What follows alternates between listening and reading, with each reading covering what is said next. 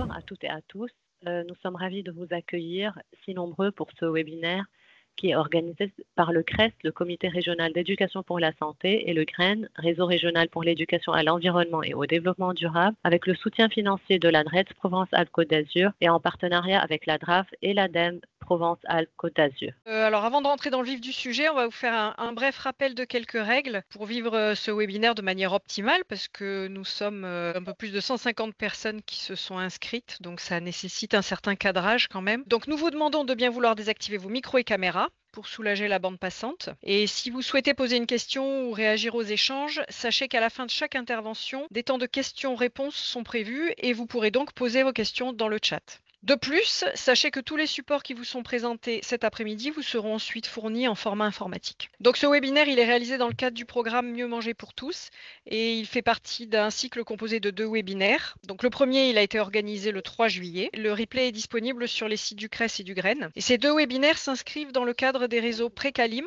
réseau régional de lutte contre la précarité alimentaire, et Educalim, réseau régional de l'éducation à l'alimentation durable et au goût, que nous allons vous présenter dans quelques instants. Alors je me présente, je suis Karine Pierson, je suis chargée de projet au GREN. Le GREN, c'est le réseau régional d'éducation à l'environnement et au développement durable, et il a pour objectif la promotion et le développement de l'éducation à l'environnement et au développement durable à travers l'animation du réseau, la professionnalisation des acteurs et la diffusion de l'information. Et je laisse la main à Hélène pour se présenter.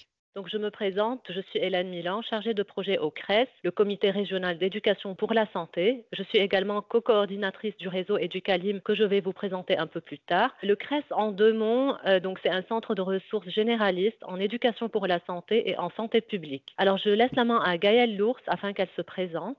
Oui, bonjour, je suis Gaëlle Lours, je suis responsable de la gestion documentaire et coordinatrice d'activités santé-environnement. Je vous accompagnerai durant le webinaire pour mettre quelques références bibliographiques dans l'espace de conversation, dans le chat. Et il y aura une bibliographie également qui vous sera envoyée après, en même temps que les autres supports. Merci. Merci Gaëlle. Alors, les objectifs du webinaire, c'est approfondir ses connaissances sur la notion d'alimentation durable et les leviers qui permettent de concilier les différents enjeux de l'alimentation durable chez les personnes précaires, identifier les principales réglementations liées à l'alimentation durable pour toutes et tous et découvrir une action de terrain inspirante et reproductible. Concernant le programme, donc le webinaire va durer 2 heures. Nous allons commencer par une présentation du contexte régional avec Peggy Bucas de la DRAF. Sandrine Faure du réseau Précalim interviendra par la suite pour parler du réseau Précalim et du programme Mieux manger pour tous. Sandrine va également apporter des précisions sur quelques chiffres en lien avec la précarité alimentaire. Avec Karine, nous présenterons le réseau Educalim et quelques définitions. Florent Vieux de MS Nutrition va apporter des précisions ou plutôt des éclairages scientifiques sur l'articulation des 4 enjeux de l'alimentation durable avec des éléments spécifiques aux personnes précaires. Peggy Bucas et Clara Vigan de la DRAF vont par la suite aborder les réglementations qui vont permettre de garantir une alimentation durable et de qualité pour toutes et tous. Et nous terminons notre webinaire avec Rémi Giorgioni du CCAS de Moinsartou qui nous fera un retour d'expérience. Nous laissons maintenant la parole à Peggy Bucas de la DRAF, qui est chargée de mission pôle politique de l'alimentation à la DRAF. Peggy va nous présenter le contexte régional de ce webinaire. Merci, bonjour à toutes et à tous. Déjà vous dire que moi je vous parle depuis la DRAF, Direction régionale de l'alimentation, de l'agriculture et de la forêt, que nous sommes avec Clara Vigan au sein du pôle politique de l'alimentation qui est en charge de la question de la mise en œuvre du programme national de l'alimentation à travers les 2 leviers que vous présentera Clara tout à l'heure, mais déjà pour vous situer. Donc on voulait un peu rezoomer, même si ça a déjà été présenté lors de la première session de webinaire, le cadre régional, puisqu'il y a la particularité en PACA d'avoir un maillage à l'échelle régionale qui nous permet de pouvoir être le plus efficace possible avec des instances régionales, administratives, institutionnelles qui sont réunies au sein de la Coalim, qui permet d'accompagner les projets d'alimentation durable et qui recueille, qui réunit les institutions qui ont dans leur portefeuille des missions missions liées à l'alimentation durable et des financements qui nous permettent d'être complémentaires les uns avec les autres. Donc cette coalim, elle réunit la DRAF, la DRETS. Alors c'est plein d'acronymes, ils sont détaillés sur la diapo. Pour pas faire trop long, je vais pas rentrer dans le détail, mais en tout cas tous les diapos permettront de bien se rappeler des acronymes. Donc la DRETS sociale, l'ADREAL pour l'entrée aménagement, l'ARS pour l'entrée santé, l'ADEME, l'agence donc pour le volet adaptation, atténuation liée au changement climatique, et puis la région qui nous permet de travailler en concertation aussi avec les collectivités. Comme je disais, on vous détaille le fait que nous, on essaye de pouvoir travailler tous de manière concertée, mais aussi que vous ayez des personnes contacts identifiées lorsque vous avez des projets que vous voulez soumettre à l'une et l'autre des instances et des institutions, mais aussi lorsqu'il est nécessaire, du coup, nous, de pouvoir nous concerter entre nous pour favoriser une meilleure utilisation et portage des différents projets. Donc, en fait, le maillage régional, avec cette coalim, on a essayé aussi de le construire pour apporter, à travers des réseaux thématiques régionaux, du soutien thématique et méthodologique aux porteurs de projets et aux acteurs qui sont en lien avec les questions d'alimentation durable. Et donc, du coup, il existe 4 réseaux régionaux, tous animés avec une animatrice, une personne ressources et contacts. Donc il y a le réseau Précalim qui va vous être présenté, le réseau Éducalim également, donc qui sont les deux réseaux copartenaires d'organisation de ce webinaire. Donc pour parler précarité alimentaire et éducation à l'alimentation, on a fait en sorte d'avoir des réseaux avec des noms compréhensibles. Et puis il y a le réseau Régalim qui est aussi un réseau crucial et stratégique pour nous avec des liens et des interrelations entre ces différents réseaux. Le réseau Régalim, c'est pour tout ce qui est la lutte contre les pertes et le gaspillage alimentaire. Ces 3 réseaux sont aussi complétés par un réseau avec une entrée là plus par entité d'acteurs et de projets. Ce sont les projets alimentaires territoriaux. En région PACA, on en a une trentaine, 29 exactement. Et donc, il y a un réseau régional qui permet de faire en sorte qu'ils puissent être en relation et en co-construction de projets parfois. Et tout ça, en fait, nous permet, à travers également des plateformes. Donc, si vous n'êtes pas déjà inscrit, vous pouvez avoir beaucoup d'informations en étant inscrit sur les plateformes régionales. Et donc là, de la même manière, n'hésitez pas à vous adresser aux différentes chargées de mission régionales en charge de l'animation de ces réseaux. Pour revenir au PAT, vous voyez que la région n'est pas totalement couverte, mais quand même globalement bien couverte en projets alimentaires territoriaux, qui sont des projets qui ont toute leur importance, d'autant plus dans notre sujet du jour qui est aussi beaucoup l'enjeu de comment faire en sorte de favoriser les coopérations entre acteurs, puisque le sujet de l'alimentation, c'est un sujet qui doit être pris de manière transversale et systémique. Et donc, il faut casser les fonctionnements en silo des différents acteurs. Et les PAT, ces projets alimentaires territoriaux, ont cette vocation de pouvoir faciliter une approche et une définition des actions et des enjeux sur un territoire en favorisant le travail commun et la construction de projets collectifs entre les différents acteurs de la chaîne alimentaire. Ces PAT ont dans leurs différentes missions, puisqu'elle est très encadrée, ils sont labellisés, ils doivent répondre à un certain nombre de critères définis dans le cadre d'une directive nationale. Ils ont dans leur mission le fait de pouvoir développer ce qu'on appelle leur volet justice sociale, c'est-à-dire de clairement travailler pour la question de réduire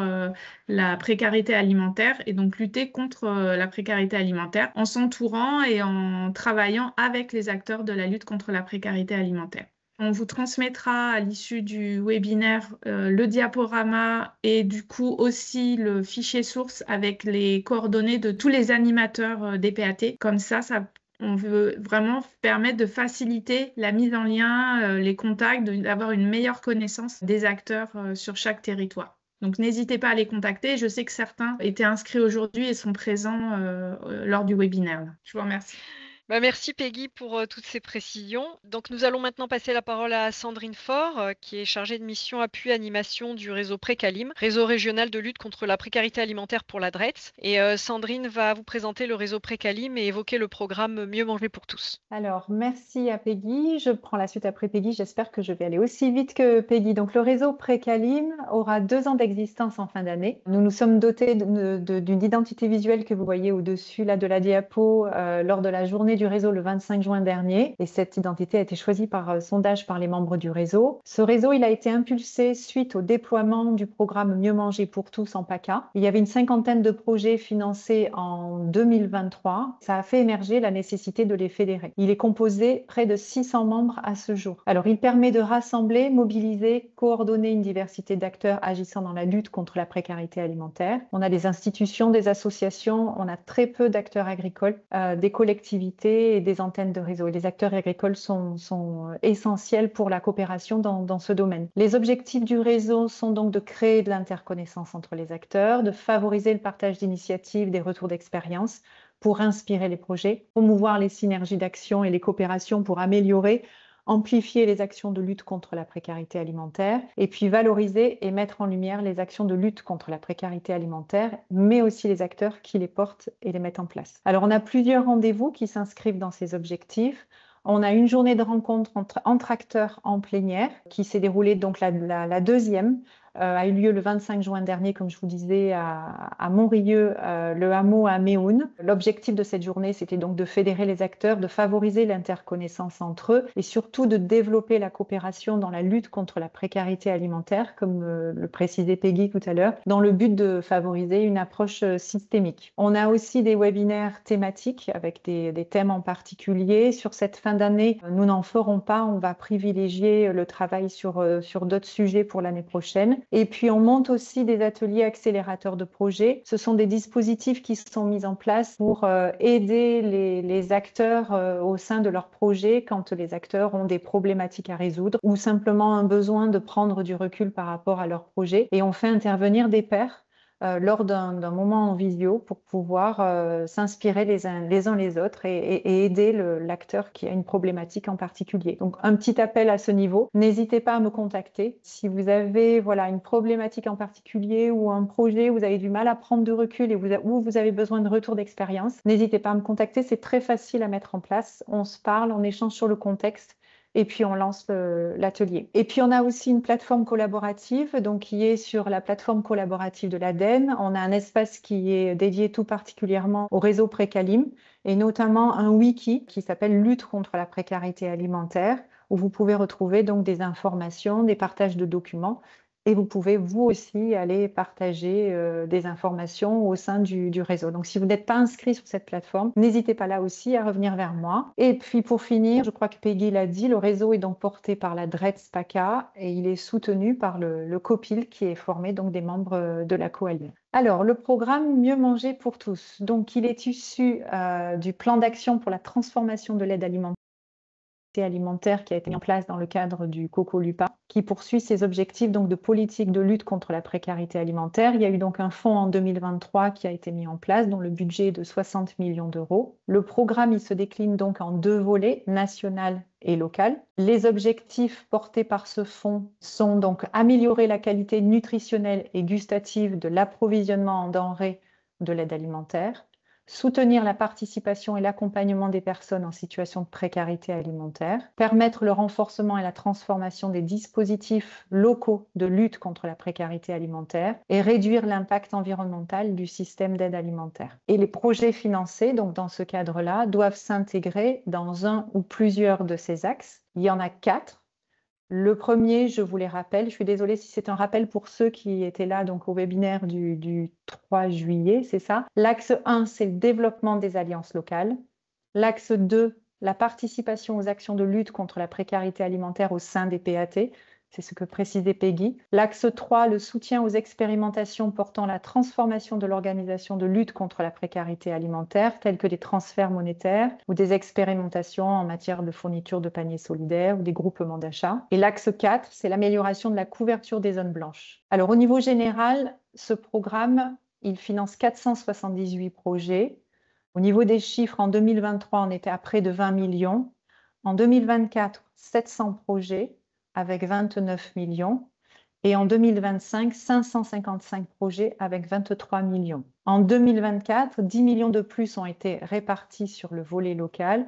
Et à ce jour, on a une enveloppe équilibrée au niveau national, de 40 millions pour le volet local et 40 pour le volet national. Ce programme est destiné donc à progresser jusqu'en 2027 de 10 millions par an au niveau national. Certaines régions, donc, à partir de ce programme, ont mis en place une animation régionale qui est financée sur la base des 1% de l'enveloppe, et c'est le cas du réseau Précalim. Il est financé justement par le programme Mieux manger pour tous. Alors au niveau PACA, qu'est-ce qui se passe pour le programme Mieux manger pour tous?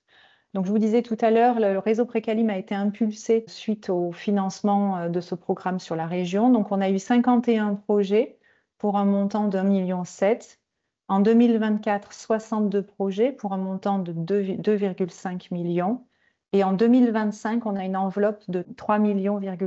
Ça n'a pas été un appel à projet qui a été lancé là en 2025, en juillet 2025, pardon, parce que au niveau de la DRETS, on est limité en ce moment au niveau des ressources et des moyens suite au départ de notre chargé de mission. Mais c'est un financement qui s'est fait de gré à gré avec une remontée par les dettes. On a eu 46 projets en plus et ils sont en cours d'instruction. Sur 2026 et 2027, le montant, on espère que le montant sera au moins égal que celui de 2025, sauf les perturbations pour la loi de finances. Voilà. Une petite nouveauté sur 2025, on a eu la possibilité de financer des achats. Ces achats-là étaient à évaluer en proportion du projet, de chaque projet. Et en termes d'évaluation, donc on vient de terminer une évaluation qui s'est finie en juin 2025.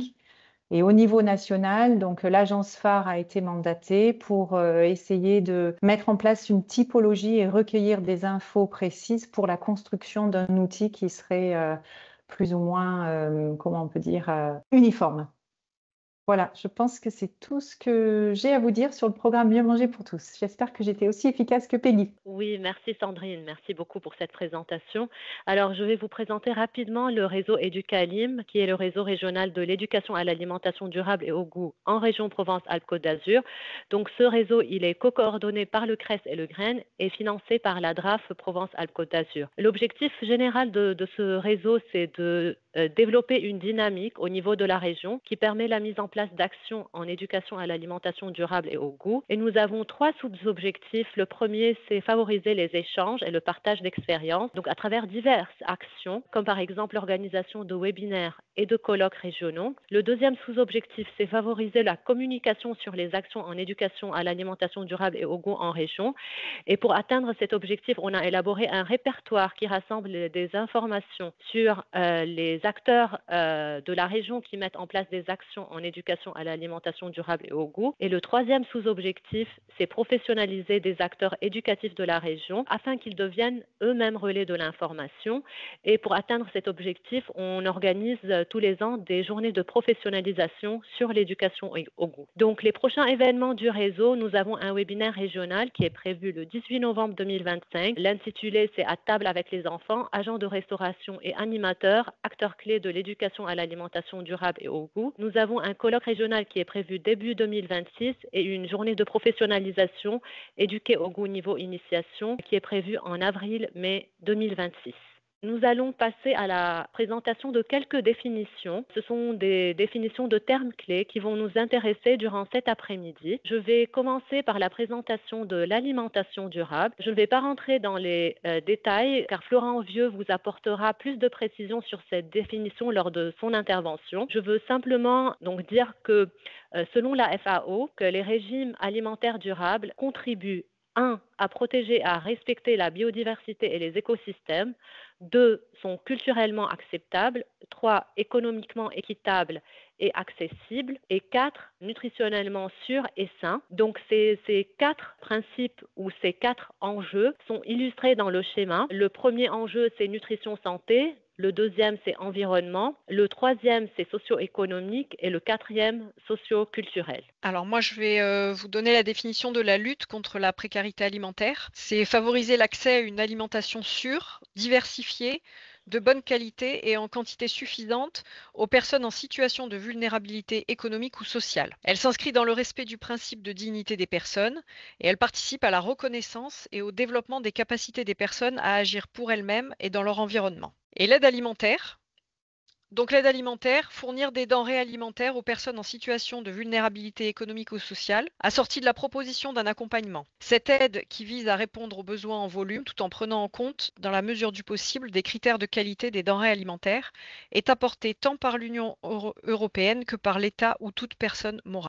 Voilà, donc nous allons de nouveau laisser la parole à Sandrine Faure, chargée de mission appui animation du réseau Précalim, réseau régional de lutte contre la précarité alimentaire pour la DREET. Et Sandrine va vous présenter quelques chiffres sur la précarité alimentaire. Oui, merci Karine. Hélène, je crois que c'est toi qui as donné la définition de la lutte contre la précarité alimentaire. Donc là, on souhaitait faire un petit rappel de ce que c'était la précarité alimentaire. De quoi parle-t-on en fait? Alors, il n'existe pas de définition officielle de la précarité alimentaire. Le recours à ce concept en France témoigne d'une lecture sociale des difficultés d'accès à l'alimentation. On parle plutôt à l'étranger d'insécurité alimentaire dans une perspective nutritionnelle. Donc, vous avez là la définition de la FAO que je vais vous lire. Une personne est en situation d'insécurité alimentaire lorsqu'elle n'a pas un accès régulier à suffisamment d'aliments sains et nutritifs pour une croissance et un développement normaux et une vie active et saine. Cela peut être dû à l'indisponibilité de nourriture et ou au manque de ressources pour se procurer de la nourriture. L'insécurité alimentaire, elle peut être ressentie à différents niveaux de gravité et la FAO le mesure à l'aide de l'échelle de mesure d'insécurité alimentaire vécue qui est le FIES, qui est le Food Insecurity Experience Scale, qui est présenté là ci-dessous. Il y a un modèle d'enquête pour mesurer l'insécurité alimentaire qui compte 8 questions clés. Je vais vous les lire. À un moment donné, au cours des 12 derniers mois, vous trouvez dans une situation où, faute d'argent ou d'autres moyens, vous avez été inquiet de ne pas avoir assez à manger, vous ne pouviez pas manger des aliments nourrissants et bons pour la santé, vous mangiez presque toujours la même chose, vous avez dû sauter un repas, vous n'avez pas mangé autant qu'il aurait fallu, il n'y avait plus rien à manger à la maison, vous aviez faim, mais vous n'avez pas mangé et vous n'avez rien à manger de toute la journée. Donc cette série de questions, en fait, elle compose une échelle qui couvre plusieurs degrés d'insécurité alimentaire et c'est le graphe que vous avez là représenté ci-dessous. Je voulais rajouter le fait que la précarité alimentaire ne constitue pas donc un phénomène homogène qui ne se manifeste pas de la même façon dans la vie des personnes concernées. Il n'existe pas de profil type, elle peut toucher tout un chacun dès lors qu'une personne cumule plusieurs facteurs de vulnérabilité qui peuvent être d'ordre économique, sociaux ou encore liés au milieu de vie. C'est pourquoi on parle des précarités alimentaires. Et elle est donc difficilement appréhendable à partir d'une donnée unique. Donc on a plusieurs indicateurs qui peuvent être mobilisés pour rendre compte et caractériser la durabilité des situations de précarité. Et on en vient donc aux indicateurs. Merci Hélène. Alors, les indicateurs en France sont assez peu mobilisés pour mesurer le niveau de criticité, c'est un mot, pardon, de l'insécurité alimentaire. On n'a pas de méthode commune et homogène pour recenser les personnes touchées par la précarité alimentaire. Hormis dans le cadre d'études ponctuelles comme INCA 3 en 2015 ou les études du CREDOC, INCA c'est les études de l'ANSES, ce type d'indicateur n'est pas suivi de manière systématique et régulière. Cependant, on a des outils et diverses sources que l'on croise pour pouvoir évaluer l'insécurité alimentaire en France. Donc, on a des outils de pilotage des ministères, on a des statistiques publiques dont le périmètre est limité aux ressources, aux conditions de vie des ménages ordinaires et ne tient pas compte des personnes qui sont hébergées ou sans abri. Et puis, on a tous les acteurs de lutte contre la précarité alimentaire qui utilisent chacun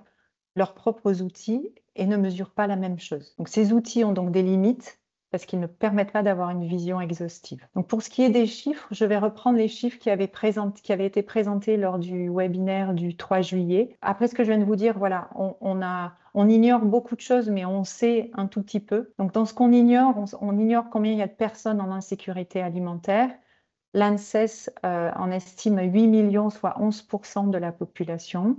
Le CREDOC estime que 16% des personnes interrogées déclaraient ne pas avoir assez à manger et 45% ne pas avoir les aliments souhaités. Ça, c'était une campagne en 2022. On estime aussi le nombre d'utilisateurs de l'aide alimentaire entre 2 et 9 millions. Et selon la DGCS, 5,3 millions de personnes sont inscrites auprès d'une association habilitée aide alimentaire.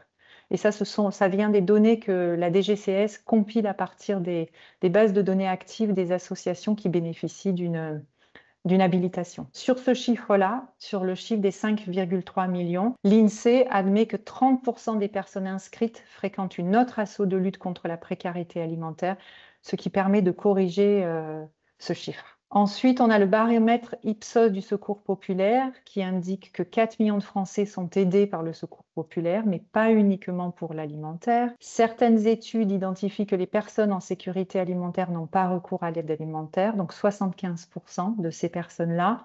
C'est l'étude INCA 3 de 2015 et 50% recensés par le CREDOC. Et puis le baromètre Ipsos du Secours populaire, en 2024, estime que 38% des Français rencontrent des difficultés financières à consommer des fruits et des légumes frais tous les jours. Donc vous voyez qu'il est difficile d'appréhender l'évaluation de l'insécurité alimentaire en France. Il y a beaucoup de choses qu'on ne sait pas.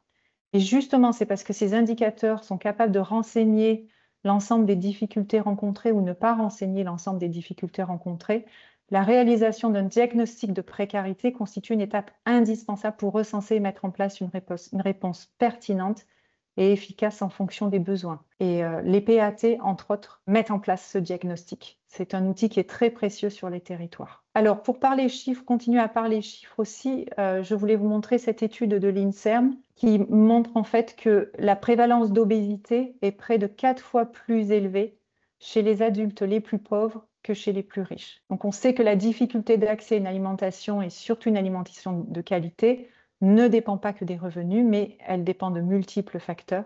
Mais c'est une donnée importante. On sait aussi que les personnes qui sont issues de milieux sociaux précaires sont donc les plus touchées par les pathologies liées à la nutrition, telles que l'obésité et l'hypertension artérielle. Et puis, il y a une étude INCA 3, que vous n'avez pas ici, mais qui est en complément, que la consommation de fruits et légumes est 2 fois plus faible chez les personnes en insécurité alimentaire. Vous savez que le PNNS recommande 400 grammes par jour. En insécurité alimentaire sévère, on est à 230 grammes en moyenne par jour. Donc, on a vu que dans la diapo précédente, le lien entre revenus et inégalité de santé dû à des difficultés d'accessibilité à l'alimentation n'était pas le seul facteur, mais c'est un facteur qu'il faut prendre en compte. C'est une dimension qu'on doit prendre en compte et c'est un indicateur qui est mesuré. Sur la PACA, la région donc PACA a le 3e taux de pauvreté monétaire le plus élevé. Ça représente 850 000 personnes environ. Le niveau de vie médian des personnes en situation de pauvreté est inférieur à celui des personnes pauvres en France et le niveau de vie médian des personnes pauvres est plus de 2 fois inférieur à celui de l'ensemble de la population de la région. Sur la PACA, le niveau médian est à 22 000 euros. Le niveau médian des personnes pauvres est à 10 600. Le Vaucluse, c'est le département le plus pauvre en PACA. Le taux de pauvreté en Vaucluse est environ de 20%. C'est le 5e le plus élevé du département en France. Le nombre de bénéficiaires a doublé en 3 ans. On est à 55 000 personnes aujourd'hui. Et puis voilà, je vous laisse voir le taux de pauvreté pour les autres départements. Et ensuite, le graphe que vous avez à votre droite permet de montrer que le taux de pauvreté varie en fonction de l'âge. Voilà, il atteint 25% pour les personnes vivant dans un ménage dont le référent fiscal est âgé de moins de 30 ans. Sur la région, les personnes qui sont le plus touchées sont les familles monoparentales.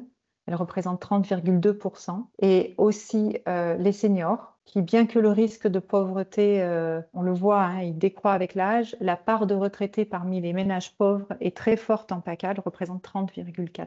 Voilà, je crois que j'ai terminé. Merci Sandrine pour toutes ces informations et ces chiffres. S'il y a des questions, peut-être on peut prendre un petit temps de questions-réponses. Donc n'hésitez pas à ajouter vos questions dans l'espace de conversation. Il y a une question là. Il y a une question, okay. Exact. Donc, oui, je te laisse. Allez, pourquoi les chiffres de la précarité en Vaucluse ont-ils triplé? Sandrine, si tu as une réponse à apporter?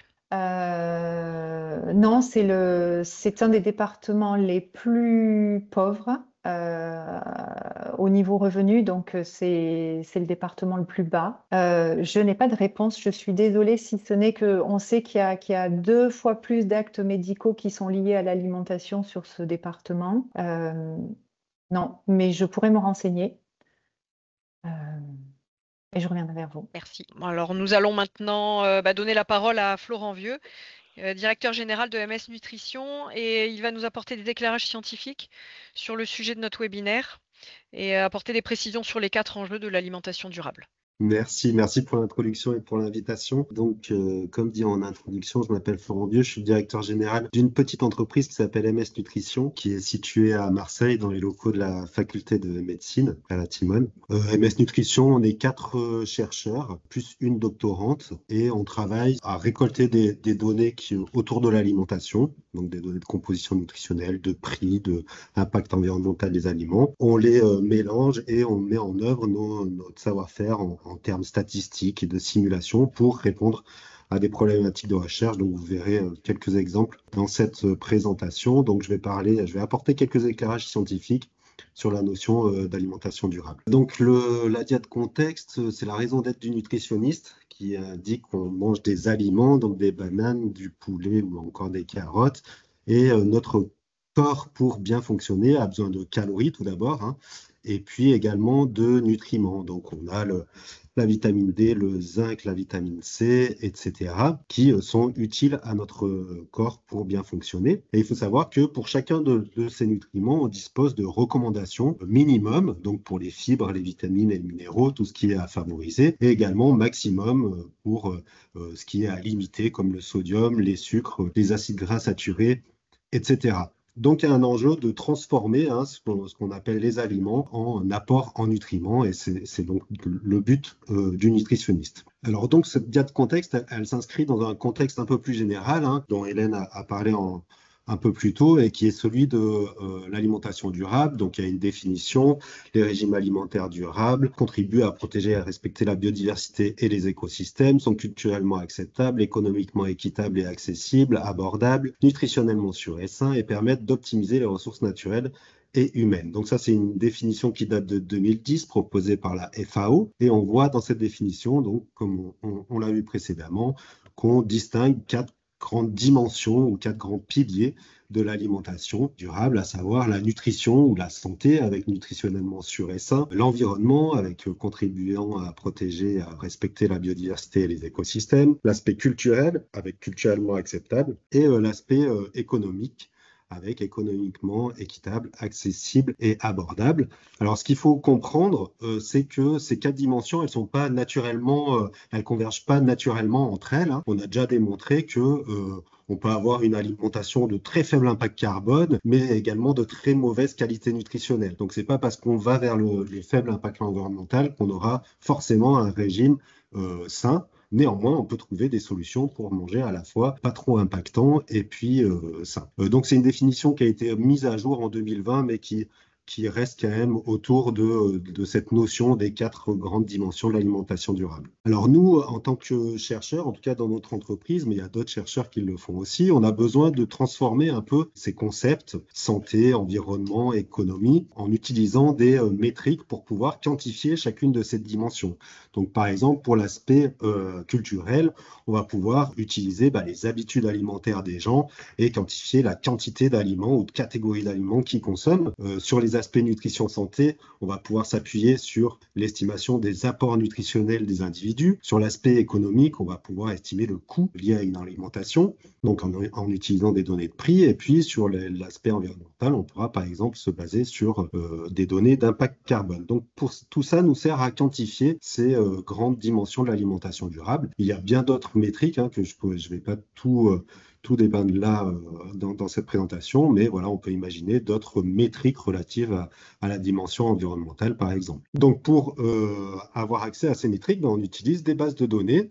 Il a été fait mention de la base de données 1K3 précédemment. Donc, c'est une étude qui recense les consommations alimentaires qui sont représentatives de 2000 adultes et à peu près autant d'enfants. Et c'est un échantillonnage qui est représentatif des individus français, en tout cas en métropole. On utilise aussi pour l'aspect nutrition la table de composition nutritionnelle des aliments qui s'appelle la table du SICAL, qui est librement accessible, tout comme l'étude 1K3 d'ailleurs. On a la chance en France d'avoir accès à quelques données quand même intéressantes et librement accessibles. Donc on voit qu'en liant cette étude 1K3 aux données SICAL, on peut déjà estimer, par exemple, les apports nutritionnels de chaque individu qui a déclaré ses consommations alimentaires dans l'étude 1K3. Un type de données un peu plus difficile à acquérir, c'est celui des prix. Là, dans les études qu'on a pu mener, nous, et qui utilisent les prix des aliments, on a dû finalement passer par l'achat de bases de données. C'est l'entreprise Kantar, notamment, qui fournit ça, puisqu'elle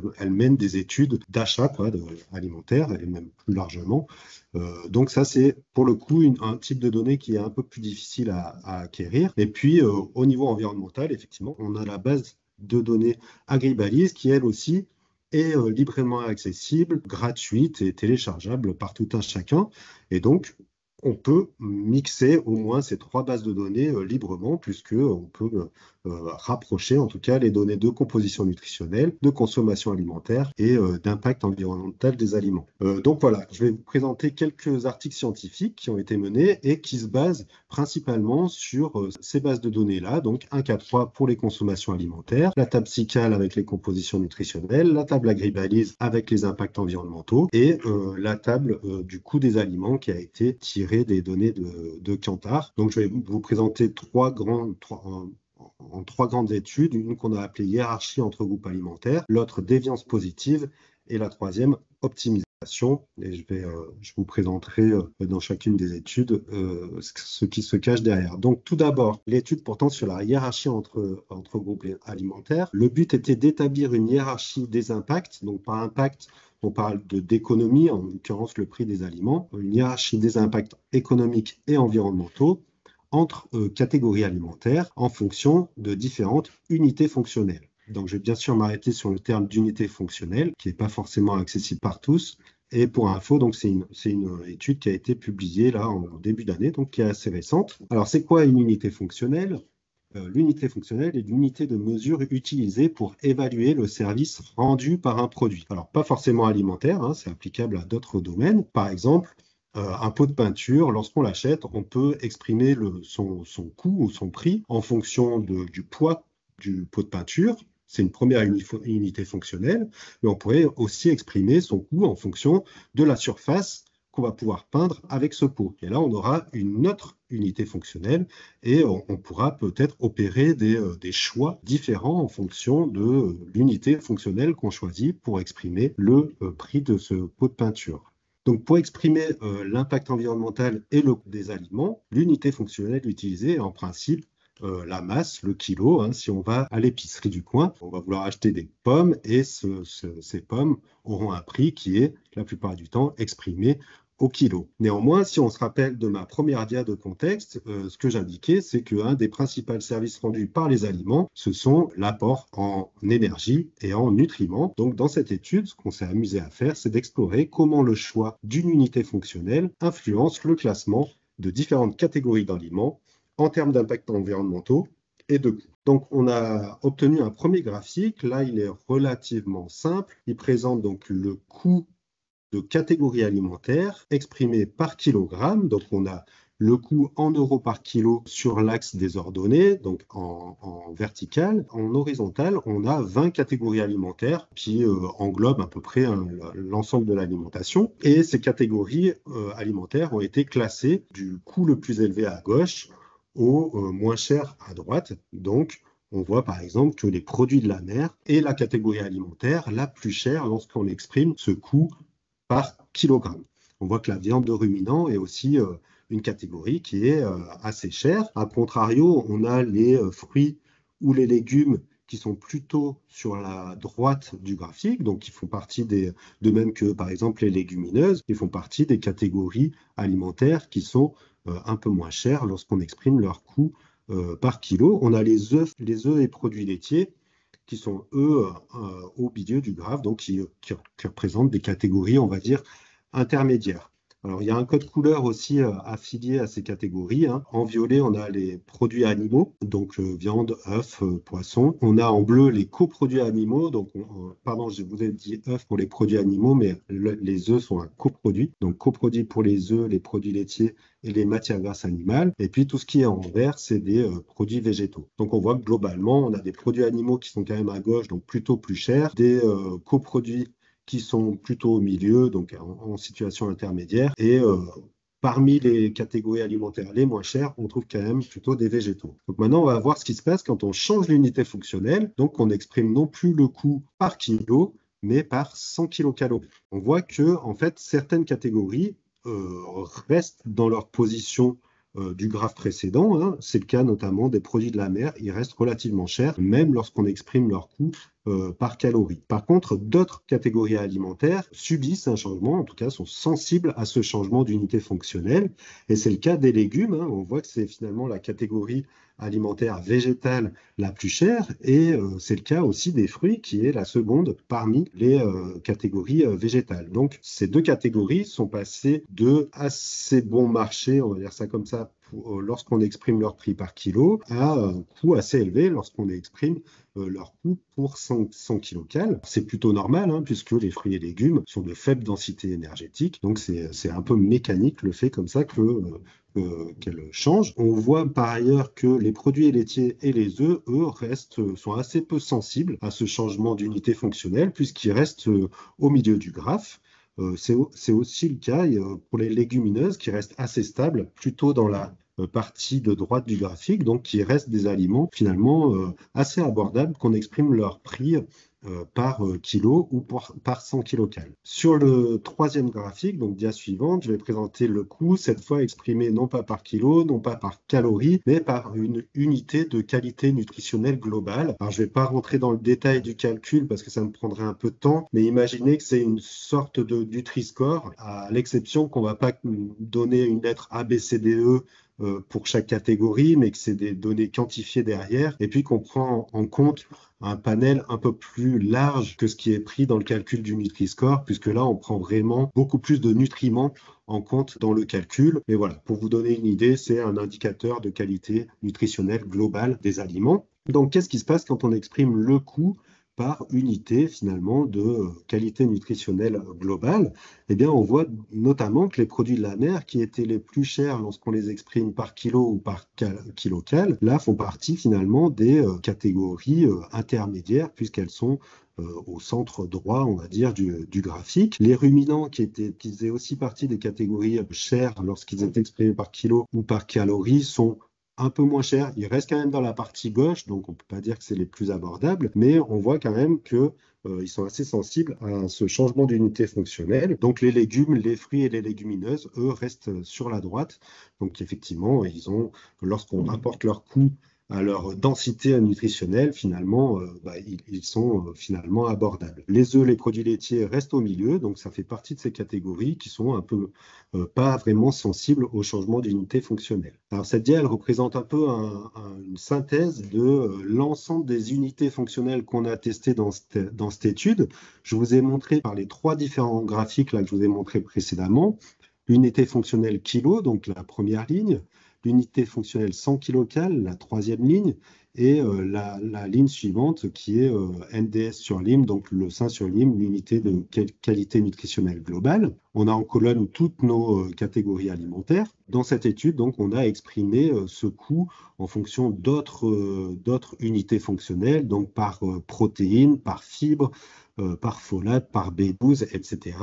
Et vous voyez finalement que sur la partie gauche du tableau, donc où on a les catégories de produits animaux, elles sont relativement chères, parce que je n'ai pas mentionné, mais le code couleur du tableau représente en rouge lorsque la catégorie est considérée, parmi les premiers rangs, donc parmi les plus chers, et puis en vert lorsque la catégorie fait partie des moins chers. Et on voit donc que les produits animaux, plutôt à gauche, restent dans les couleurs rouges, donc représentent les catégories quand même relativement chères, même si c'est un petit peu variable quand on change d'unité fonctionnelle. A contrario, donc les légumineuses, alors qui s'appellent legumes, puisque là ce tableau est en anglais, qui est vers le milieu du tableau et qui sur toute la colonne est plutôt dans les tons verts, donc est plutôt accessible, quelle que soit l'unité fonctionnelle, de même que les pommes de terre ou encore les céréales complètes, qui restent donc dans des tons verts. Les produits laitiers et œufs restent, eux, plutôt dans les tons jaune-vert, c'est-à-dire qu'effectivement, ils restent dans des catégories intermédiaires. Ces différents résultats-là porte sur le coût des aliments. On a fait exactement la même chose en utilisant non pas le coût, mais l'impact environnemental des aliments. Et là, je vais pouvoir aller plus vite parce que finalement, on pourrait quasiment superposer chacun des précédents graphes que j'ai présentés. Pour expliquer un peu mieux, ce graphique-là, il montre le PEF, c'est un indicateur d'impact environnemental global, donc des différentes catégories alimentaires exprimées par kilo. Et on retrouve exactement ce que j'ai montré sur ma première dia de résultats de cette étude, à savoir que les produits animaux sont sur la gauche lorsqu'on exprime leur impact environnemental par kilogramme. On a les fruits et les légumes qui sont plutôt vers la droite, donc peu impactants, de la même façon qu'on a vu qu'ils étaient relativement abordables lorsqu'on étudiait le coût. Donc finalement, on a les mêmes conclusions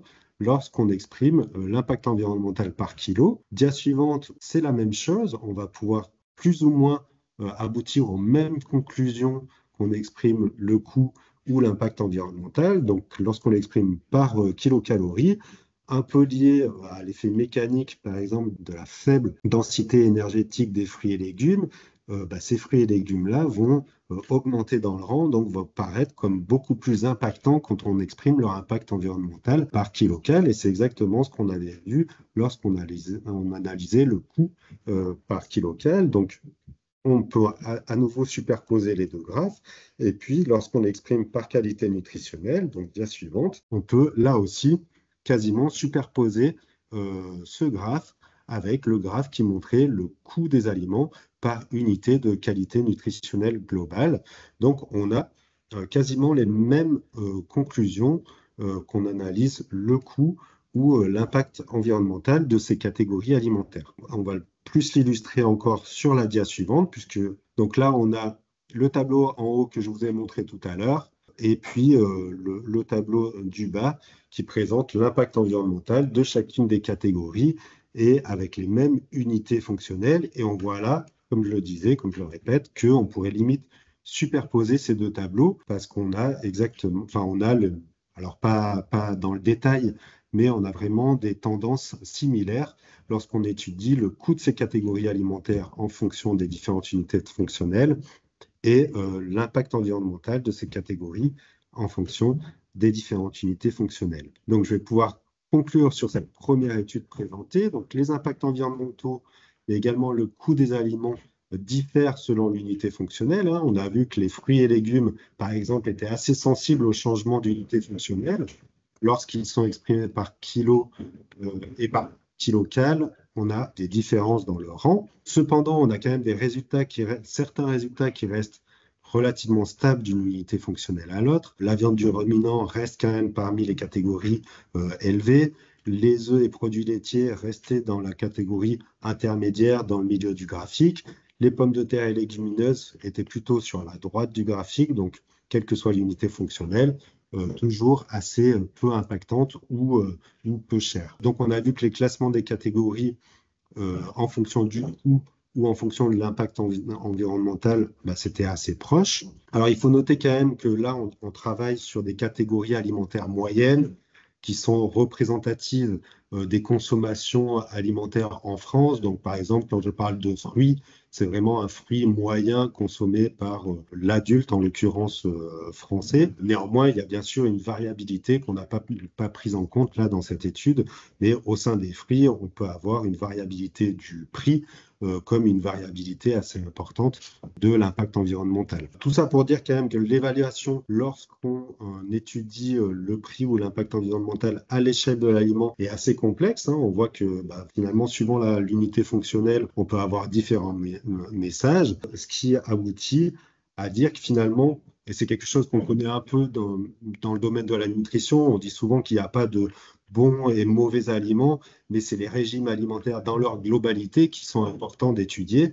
Et c'est un peu la même chose lorsqu'on parle de durabilité. Finalement, il peut y avoir un intérêt à aussi analyser les régimes dans leur globalité, ce qui me permet de faire une transition vers l'étude suivante, où là, nous nous sommes intéressés à étudier les consommations alimentaires d'individus. Donc, on n'étudie plus les catégories alimentaires indépendamment les unes des autres.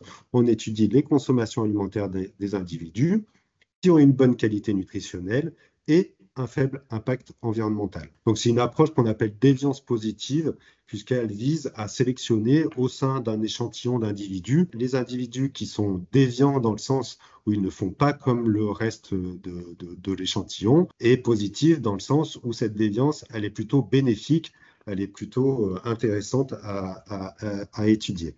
Donc c'est aussi un article qui a été publié fin 2024, donc relativement récent aussi. Donc l'objectif était de comparer les consommations alimentaires entre régimes de durabilité différenciés. En d'autres termes, on a pris l'étude 1K, donc une étude qui recense les consommations adultes de 2000 individus. On a sélectionné au sein de cet échantillon les individus qui avaient une bonne qualité nutritionnelle par l'utilisation d'indicateurs validés dans la littérature scientifique. Et puis, une fois qu'on a sélectionné ce groupe d'individus de bonne qualité nutritionnelle, on a encore scindé en deux pour séparer les individus qui avaient, en plus de cette bonne qualité nutritionnelle, un faible impact environnemental. Et puis, dans l'autre groupe de bonne qualité nutritionnelle, on a sélectionné ceux qui avaient un fort impact environnemental, ce qui nous a permis de comprendre un peu quels étaient les choix alimentaires qui étaient différents au sein de ces deux groupes. Alors, le groupe de bonne qualité nutritionnelle et faible impact représentait seulement, c'est un petit pourcentage, 5% de la population, donc on est sur un échantillon relativement faible, contre 11% dans l'autre groupe, donc qui est de bonne qualité nutritionnelle, mais qui présente un impact environnemental fort. Donc il est indiqué sur la deuxième ligne du tableau, on a bien un plus faible impact dans notre groupe bonne qualité nutritionnelle et faible impact. Donc un plus faible impact par rapport à l'échantillon total de moins 27%, alors que l'autre groupe avait un impact environnemental un peu plus élevé de plus 35% par rapport à l'impact environnemental moyen. On a aussi calculé, on a analysé a posteriori, ça ne fait pas partie de la construction de nos groupes, mais on a regardé a posteriori le coût pour 2000 kcal dans chacun des deux groupes, et on a constaté que finalement, le groupe qui présentait une bonne qualité nutritionnelle et un faible impact avait aussi un coût du régime un peu moins élevé que l'échantillon global. Donc on peut dire que, pour simplifier la définition, que c'est un groupe qu'on peut considérer comme plus durable dans le sens où il est de bonne qualité nutritionnelle, faible impact environnemental et également plus faible coût. Donc qu'est-ce qui distingue ces groupes? Alors tout d'abord, on va s'intéresser aux groupes alimentaires qui sont finalement communs aux deux groupes de bonne qualité nutritionnelle. Donc pour l'instant, qu'est-ce qui fait que ces deux groupes sont de bonne qualité nutritionnelle? Et on voit que par rapport à l'ensemble de l'échantillon, on a une quantité de fruits et légumes plus importante, on a une quantité de produits laitiers légèrement plus importante aussi, et une quantité de boissons sucrées moins importante. Donc ça, c'est vraiment des caractéristiques communes aux deux groupes et qui sont finalement marqueurs d'une bonne qualité nutritionnelle. Par contre, on va s'intéresser maintenant aux groupes alimentaires qui sont différents entre ces deux groupes de bonne qualité nutritionnelle. Et là, on s'est rendu compte que le groupe des individus qu'on va considérer comme plus durables consomme un peu moins de poissons par rapport à l'autre groupe. Et finalement, le groupe des plus durables consomme une quantité relativement proche de ce qui est observé dans l'ensemble de l'échantillon. Par contre, en termes de consommation de viande du ruminant, là, on a une quantité beaucoup moins élevée, à la fois par rapport à l'autre groupe, mais également par rapport à l'ensemble de l'échantillon. Et cette faible consommation, on va dire, de viande de ruminant est en quelque sorte compensée par une augmentation plus élevée de céréales complètes, avec 43 grammes pour 2000 kcal, quand on est aux alentours de 18 grammes dans l'ensemble de l'échantillon. Je vais juste revenir sur le marqueur de bonne qualité nutritionnelle qui est la consommation de fruits et légumes. C'est un élément qui a déjà été dit dans les présentations précédentes, mais un élément important notamment pour les personnes de faible revenu et en personnes en situation d'insécurité alimentaire, c'est la consommation de fruits et légumes. On voit que c'est vraiment un marqueur de fracture sociale, dans le sens où ces individus en insécurité ou à faible revenu, à très faible revenu, ont une consommation de fruits et légumes beaucoup moins importante que le reste de la population. Donc, en termes de conclusion, on a vu que la bonne qualité nutritionnelle ne voulait pas forcément dire faible impact environnemental, que les régimes considérés, donc il y avait une bonne qualité nutritionnelle et un faible impact carbone, étaient généralement moins chers. En termes de message, donc pour la santé, augmentation de fruits et légumes et de produits laitiers et baisse de boissons sucrées. Par contre, en termes environnementaux, il faudra plus jouer sur la consommation de céréales complètes et de viande et baisser la quantité de viande de ruminants. Concernant l'augmentation de consommation de fruits et légumes, c'est particulièrement important parmi les personnes en situation d'insécurité alimentaire. Et puis, une limite de ce type d'approche, effectivement, c'est qu'on sélectionne des régimes alimentaires de bonne qualité nutritionnelle au sein d'un échantillon. Néanmoins, ils ne sont pas non plus parfaits sur le plan nutritionnel. Il y a un troisième type d'étude qu'on utilise, une méthodologie qu'on utilise dans nos activités, c'est l'approche d'optimisation qui permet, elle, de construire des régimes alimentaires qui sont parfaits sur le plan nutritionnel, dans le sens où ils respectent l'ensemble des recommandations nutritionnelles. Donc, ça va me permettre d'aller un peu vite, mais d'aborder la troisième type d'approche. Le principe d'optimisation, il consiste à générer un régime alimentaire qui est théorique, hein, c'est une simulation, mais ce régime alimentaire respecte un ensemble d'objectifs et notamment des objectifs de respect des recommandations nutritionnelles, voire de respect de budget. Et cette approche est capable de contrôler simultanément l'ensemble de ces dimensions de l'alimentation. Juste pour vous indiquer que c'est une approche qui est utilisée aux États-Unis depuis pas mal d'années maintenant, hein, pour déterminer en fait l'aide financière maximum dans le cadre de programmes de prestations. Donc c'est vraiment une approche qui, aux États-Unis en tout cas, est utilisée depuis pas mal de temps pour définir un montant d'aide maximum. Et puis je vais vous donner un seul, alors je comptais en faire deux, mais je vais me réduire à un exemple issu de la littérature scientifique. Je vais passer les deux prochaines dias, s'il vous plaît. Voilà, c'est l'étude qui a été conduite en collaboration entre la Société française de nutrition et le réseau Action Climat. Donc le but, c'était de dériver un régime donc parfait sur le plan nutritionnel, qui soit également proche des habitudes alimentaires et qui présente un impact carbone réduit de 35% par rapport au régime alimentaire moyen. On a aussi contrôlé d'autres aspects environnementaux et un autre objectif qu'on a fixé, c'est de réduire la viande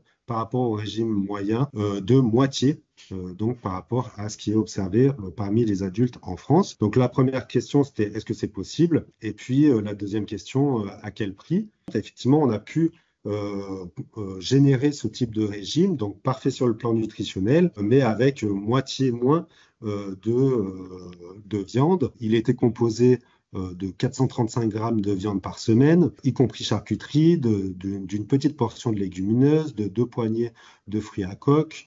Il y avait une substitution entre produits céréaliers complets et produits céréaliers raffinés, une quantité de fruits et légumes de 530 grammes par jour, 3 produits laitiers par jour, tout en sachant qu'ils pouvaient également servir d'ingrédients, une quantité réduite à moins 100 grammes par jour de produits gras sucrés salés et 2 poissons par semaine, dont un gras et puis un demi-œuf par jour. Alors il faut comprendre que ce régime optimisé, donc parfait sur le plan nutritionnel et à impact carbone réduit, était quand même de l'ordre de 10% moins cher par rapport au régime observé moyen. Donc là, les auteurs ont communiqué sur ces résultats d'une façon un peu plus accessible en montrant que finalement, on pouvait consommer un produit d'origine animale par jour pendant 6 jours et le 7e jour, se laisser libre choix de consommer soit un produit animal, mais aussi voir un autre type de produit, donc faire une journée végétarienne éventuellement. Et le respect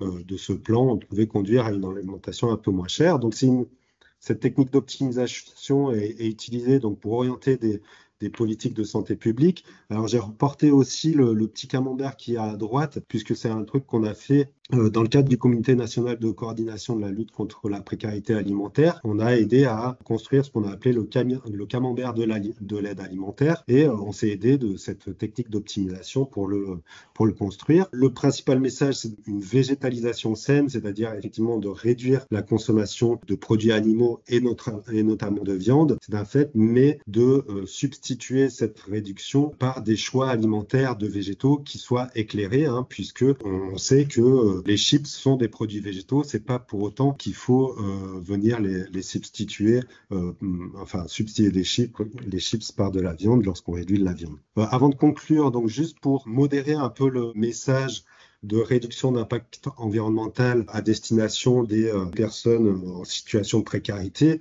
Faut rappeler quand même, et ça c'est un graphe qui est issu d'un rapport de l'ADEME, où on a le niveau de revenu en abscisse et l'empreinte carbone moyenne. Alors là, c'est toute consommation confondue, pas seulement alimentaire. Et on voit finalement que les personnes les plus pauvres ont une empreinte carbone beaucoup moins élevée que les personnes les plus riches. Par contre, ce qu'on sait également, c'est qu'en termes d'alimentation, il n'y a pas énormément de différence entre personnes riches et personnes pauvres. Là, j'ai mis deux représentations graphiques, une issue du même rapport que le graphique précédent, et puis l'autre à droite issue d'une publication scientifique qu'on a menée.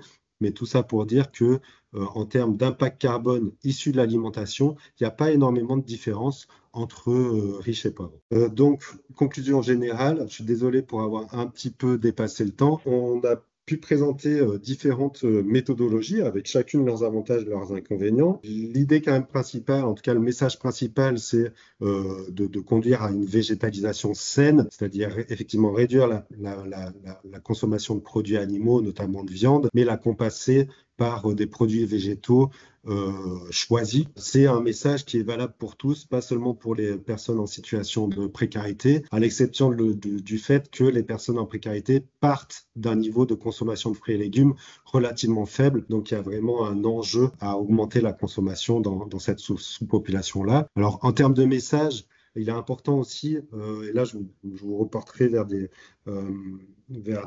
sites internet, notamment de l'Aprifel, qui condensent un peu certaines publications scientifiques, indiquant que certains messages d'objectifs atteignables sont plus efficaces finalement que de proposer des messages non atteignables. J'ai en tête comme ça une publication qui compare le message 5 fruits et légumes par jour, qui est connu de tous, par augmenter aujourd'hui ma consommation de fruits et légumes. Et en fait, on se rend compte que inciter à augmenter d'une portion, finalement, a un effet peut-être plus important que de recevoir le message « manger 5 fruits et légumes » directement. Donc, c'est les derniers petits messages additionnels un peu plus pratiques que tout ce que je vous ai présenté. Je les ai piqués à Nicole, qui est intervenue en juillet, qui conseillait d'acheter à un faible prix un aliment donné. Donc, c'est des choses finalement que les gens font déjà, mais il faut parfois les accompagner parce que certaines personnes peuvent être considérées de la même façon, le pain complet et le pain blanc, alors qu'il y a des caractéristiques nutritionnelles quand même qui sont différentes. Ne pas gaspiller, ça aussi, c'est quelque chose que les gens font déjà. On risque quand même d'écarter certains aliments qui sont bons pour la santé mais qui sont périssables, comme les fruits et légumes. Donc il y a aussi là la nécessité d'un accompagnement éventuel. Et puis éviter les aliments chers au sein d'une même catégorie. C'est des choses que les gens font aussi déjà, mais il faut faire attention à ce qu'ils n'écartent pas certains aliments qui ont des caractéristiques propres en termes de nutrition très importants. Et là, je pense notamment aux noix et aux fruits oléagineux, ainsi qu'à l'huile d'olive notamment, qui ont des caractéristiques vraiment très intéressantes et qui peuvent paraître et qui sont parfois un peu chères. Voilà, je suis désolé encore pour avoir un peu déplacé le temps alloué. J'espère que vous avez pu suivre l'ensemble de la présentation et qu'elle vous a été agréable. Alors, il y a des questions. Est-ce que l'exposition aux pesticides entre dans l'évaluation de la qualité nutritionnelle ou vous prenez en compte uniquement les apports nutritionnels ? Je me pose cette question notamment par rapport aux coûts associés, mais aussi les impacts environnementaux et sanitaires liés au modèle agricole associé. Alors non, moi je parle que de nutrition lorsque je parle de qualité nutritionnelle, puisque c'est une science distincte finalement, l'exposition à tout ce qui est chimique. Donc là, je ne parle pas de pesticides dans l'ensemble de cette présentation. D'accord. Deuxième question, je suis un peu étonnée par le classement qualité nutritionnelle des produits de la mer, que ce soit pour le coût ou l'impact environnemental. Recommandations spécifiques pour le poisson à cause des contaminations et réserves halieutiques faibles. Effectivement, on peut le présenter comme une limite, puisque la contamination des poissons n'est pas prise en compte dans cette évaluation, dans l'évaluation que j'ai montrée. Néanmoins, il faut quand même avoir en tête que les produits de la mer ont une spécificité rare dans l'alimentation.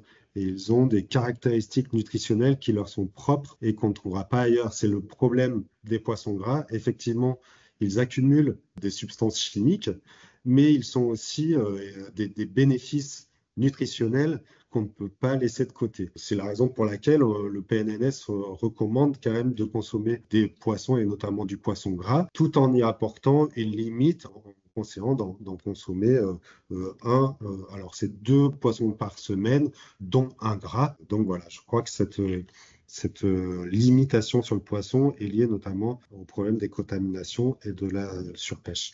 Oui, parce que la troisième question, je suis surprise de la prise en compte de l'aspect nutritionnel et impact carbone sans aborder les expositions chimiques alimentaires. En fait, la raison, elle est relativement simple, c'est que Oui. les données, elles n'existent que très peu. Après, les quelques études qu'il y a eu, je fais référence aux études de l'EAT2, etc., indiquent que dès lors qu'on n'a pas des consommations extrêmes, en fait, on est relativement peu exposé à des risques accrus par rapport aux substances chimiques. Donc, l'étude de l'EAT2, elle mettait en valeur le fait qu'effectivement, pour les gros consommateurs, je crois, de cerises, si mes souvenirs sont bons, il y avait un risque d'exposition, donc un risque sanitaire, mais pour réellement ceux qui consommaient des cerises en outrance. Donc c'est pour ça que aussi un des messages, notamment sur les poissons, l'un des messages du PNNS, c'est de varier aussi les types de poissons et les lieux de pêche. Oui. Et ce qui est aussi le cas. Donc, comment faire alors quand on sait qu'augmenter la végétalisation de l'assiette et les céréales semi-complètes augmente l'exposition aux pesticides si les produits ne sont pas d'origine AB, cohorte Nutrinet Santé? Ça me paraît compliqué de ne pas l'évoquer auprès des consommateurs pour les informer des risques encourus. Le PNNS recommande justement l'augmentation de l'alimentation biologique. Alors non, ils disent si possible de consommer des produits bio, et je pense que ça serait quand même assez dangereux. Moi, je prends plutôt le problème à l'envers. Je crains qu'on ne fasse peur aux personnes en leur martelant les messages comme quoi il faut manger bio, parce que ce que les gens vont retenir, c'est que s'ils consomment pas bio, ils vont s'empoisonner. Or, le bénéfice-risque de consommer des fruits et légumes, même si ils sont issus de l'agriculture conventionnelle, il est évident qu'il faut consommer des fruits et légumes, qu'ils soient bio ou pas. Merci beaucoup Florent pour ces précisions. Nous allons nous pencher maintenant sur la partie réglementation. Donc nous laissons la parole à Peggy Bucas et Clara Vigan de la DRAF, chargée de mission pôle politique de l'alimentation à la DRAF. Je vous laisse la parole. Bonjour. Donc, moi, je voulais d'abord vous présenter le cadre de la politique de l'alimentation. On a fait partie notamment de la réglementation qui encadre la restauration collective pour vous donner des pistes de leviers d'action qui peuvent s'appliquer et être mobilisés en dehors de ce seul secteur et notamment auprès des personnes en situation de précarité. Donc, il faut savoir que toutes nos actions, elles s'inscrivent dans le cadre du programme national de l'alimentation dont la finalité est la suivante: assurer à la population accès à une alimentation qui soit sûre, saine, diversifiée, de bonne qualité et en quantité suffisante. Donc, le programme national de l'alimentation qui est encore en vigueur, c'est le PNA Territoire en Action, puisqu'on est encore dans l'attente de la publication de la stratégie nationale alimentation, nutrition, climat, qui devrait arriver sous peu, j'espère, qui est une stratégie interministérielle qui viendra apporter des compléments et qui s'accompagnera de sa déclinaison et donc d'un nouveau programme national de l'alimentation. Et ce qu'il faut savoir aussi, c'est que le programme national de l'alimentation, il est toujours articulé avec le programme national nutrition santé que j'ai évoqué plusieurs fois, et il a 2 axes communs et complémentaires, donc notamment celui de la promotion de régimes alimentaires qui soient sains et durables et une meilleure régulation de l'environnement alimentaire. Donc, si on revient maintenant sur le programme national de l'alimentation, Péline un petit peu mentionné au début, celui-ci il est décliné en 3 axes thématiques et 2 leviers transversaux. Et au travers de ce levier, donc il y a d'une part les projets alimentaires territoriaux et l'autre la restauration collective, quand il avait travaillé chacun à ses axes thématiques. Et parmi eux, on retrouve bien une entrée spécifique sur la justice sociale, la lutte contre le gaspillage alimentaire et l'éducation alimentaire. Et donc, c'est vrai qu'ils sont réintégrés et réaffirmés au sein de la SNOC, avec notamment 2 axes qui vont nous intéresser particulièrement. D'une part, garantir à tous l'accès à des environnements alimentaires et nutritionnels de qualité et durable. Et un autre axe sur l'accompagnement au comportement et au régime alimentaire durable, favorable à la santé et à l'environnement. Diapositive suivante. Je vais faire une mentionner la restauration collective, c'est un levier pour permettre à chacun d'accéder à une alimentation saine et durable et de qualité. C'est également un moteur de réduction des inégalités sociales, un vecteur de santé publique et un vecteur de transition écologique. Il faut faire pour aller vers tous ces objectifs. Il y a des objectifs ambitieux qui ont été fixés à la restauration collective. C'est tout l'objet de la loi Egalim. que je vais vous présenter rapidement. Et donc, pourquoi les choix de la restauration collective? Notamment parce que c'est un vecteur qui est privilégié pour induire un changement de comportement sur l'ensemble de la population, puisque ça concerne des publics variés, allant de la petite enfance et qui concerne également les personnes âgées, les personnes hospitalisées.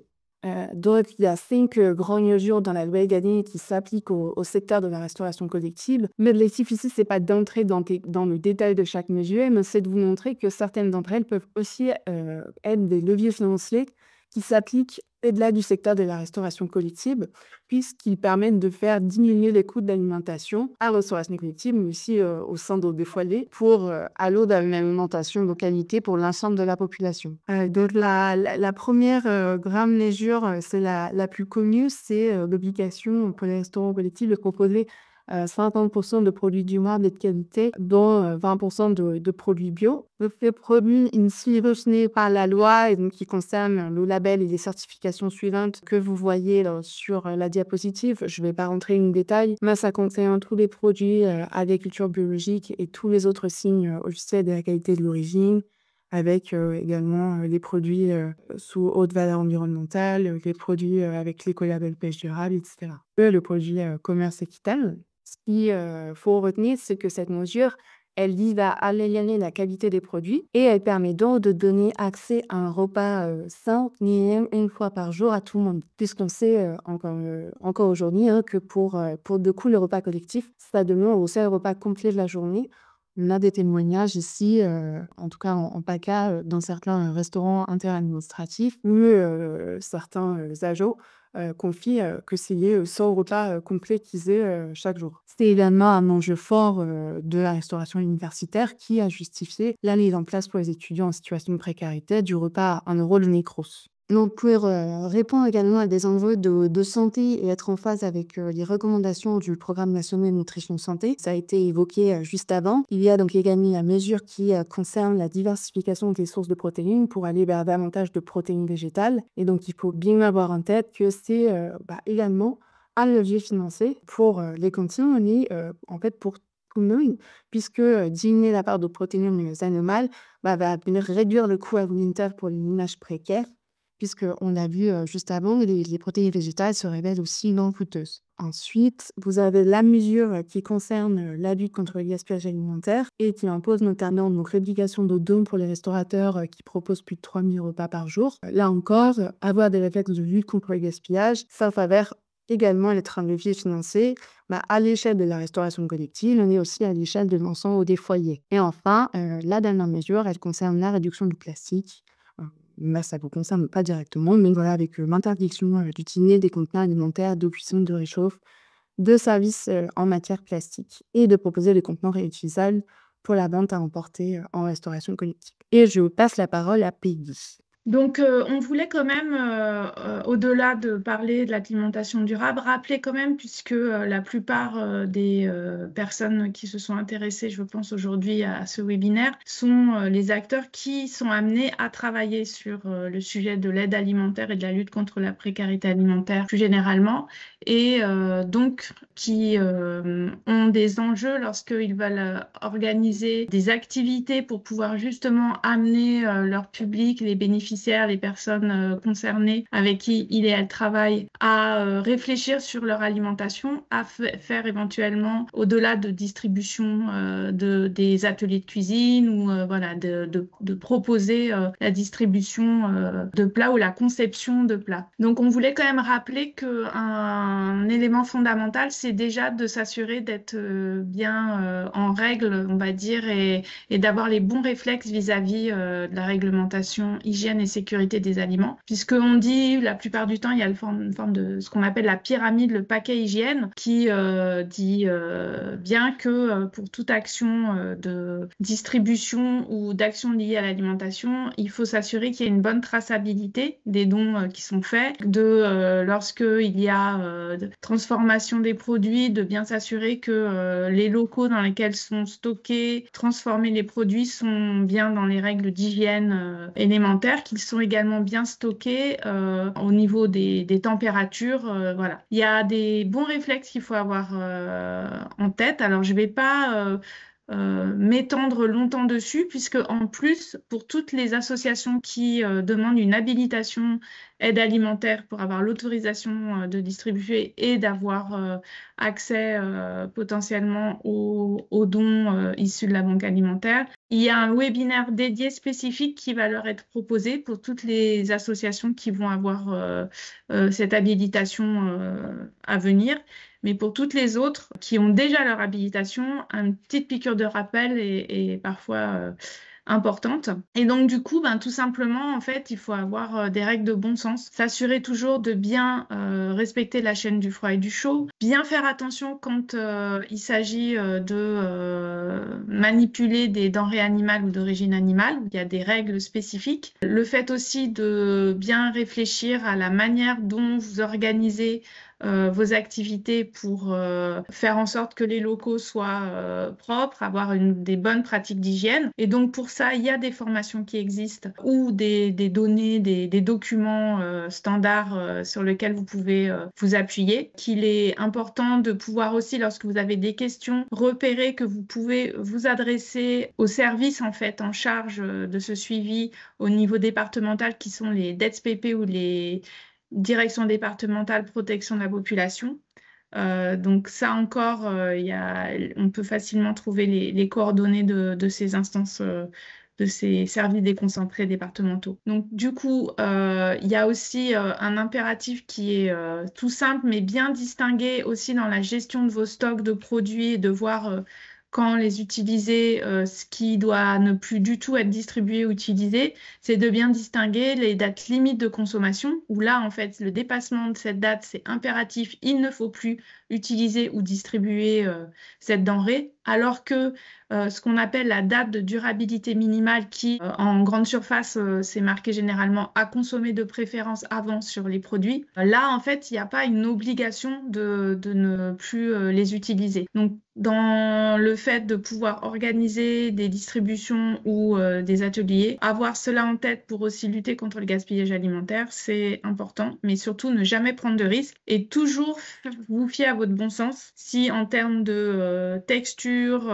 visuellement ou à l'odeur, vous avez des doutes, et même si vous n'êtes pas dans une date dépassée de date limite de consommation, n'utilisez pas le produit. C'est vraiment les b.a.-ba d'hygiène. Donc là, on rappelle les éléments fondamentaux sur les températures à respecter. Ayez tout simplement un thermomètre à disposition si vous avez des frigos. Écrivez les règles, mettez-les à disposition de tout le monde. On sait aussi que dans les associations, c'est pas évident avec beaucoup de bénévoles et de gens qui se croisent. Donc affichez, n'hésitez pas, pensez à afficher, même avec des choses écrites à la main, mais du moment que c'est accessible et affiché, ou des dessins pour faire en sorte que ce soit compréhensible par tout le monde. Ne faites pas l'économie de ces... Et donc là, on vous a mis des liens si vous voulez aller plus loin vers les guides de bonnes pratiques qui existent. Donc là, des guides très institutionnels. Je vais vous mettre le lien aussi. Peut-être que certains ont vu passer cette offre de formation de la part de l'association du Loup Batas qui propose une formation spécifique. Donc là, ce sera plus orienté pour vraiment si vous êtes des associations, des personnes ou des structures qui aident vraiment dans faire de la cuisine avec la nécessité de former le ou les cuisiniers et cuisinières. Le lien, en fait, vous permet d'accéder à la proposition de formation qui a un coût, qui n'est pas gratuite, mais vous pourrez étudier toutes les possibilités de financement de ces formations et qui peut permettre de voir de quelle manière adapter les différentes règles du paquet hygiène à toutes les activités qui peuvent être portées par les associations de lutte contre la précarité alimentaire. Voilà, j'ai fait très court. Une fois de plus. Merci. Merci à toutes les deux pour cette présentation. Nous passons la parole à Rémi Giorgioni, qui est assistant social au CCAS de Montsartou. Et il va évoquer les évolutions au sein de l'épicerie sociale qui permettent d'améliorer la qualité de l'offre proposée. Alors bonjour, je ne sais pas si vous m'entendez. Oui, fonctionne. Tout à fait. Okay. Oui, ça marche, pas de souci. Vous m'avez déjà présenté. Donc je vais présenter un peu l'épicerie sociale, déjà comment on en est arrivé à créer une épicerie sociale. Je reviens un peu sur l'historique et après je vais vous expliquer la réflexion qu'on a eue au cours des 5 dernières années et ce qu'on envisage de faire pour la suite. Donc on a créé l'épicerie sociale en 2011. Avant, on fonctionnait avec des bons alimentaires et des aides financières, chose qui était à l'époque quelque chose qui convenait pas aux travailleurs sociaux du CCAS. Donc on voyait mal l'accompagnement et bien souvent, des fois, les aides financières passaient dans les découverts, etc. Donc c'était pas une aide, on va dire, bénéfique pour les gens. Les personnes du CCS de l'époque, parce que moi je suis arrivé qu'en 2019, se sont intéressées à une épicerie sociale et donc ils ont pu faire des recherches et la créer et la monter avec le soutien de la mairie en 2011. Donc c'est le CCAS qui gère l'épicerie sociale qu'on a nommé Robert Moreau, en l'hommage des bénévoles, du premier des bénévoles d'ailleurs. Et donc après en 2015, on a déplacé l'épicerie sociale sur un lieu un peu plus, donc suite aux constructions, sur un lieu de plein pied, plus grand et plus adapté à recevoir le public. Donc l'épicerie sociale, comment ça marchait à l'époque. Donc c'est en grande partie avec l'aide de la banque alimentaire et des magasins affiliés en tripartite. Du coup, c'est souvent des invendus. Et du coup, voilà, la qualité des produits jusqu'en 2020.